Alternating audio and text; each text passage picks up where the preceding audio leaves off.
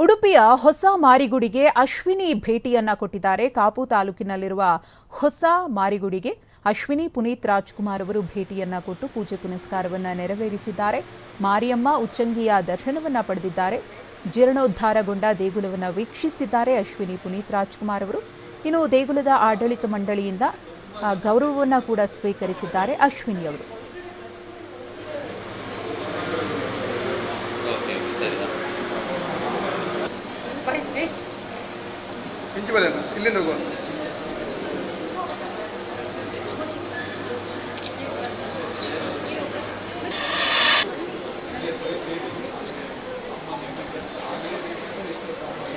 ವಿಷಯ ಎಲ್ಲಿ ಕೂತಾಗ ಈಗ ನೀವು ಈಗ ಫಂಕ್ಷನ್ ಅಲ್ಲಿ ಕೂತಾಗ ಅವರು ಹೇಳ್ತಾರೆ ನಾನು ಕಾಪು ಅಮ್ಮನ ಮಗ ಅಮ್ಮ ಯಾವಾಗಲೂ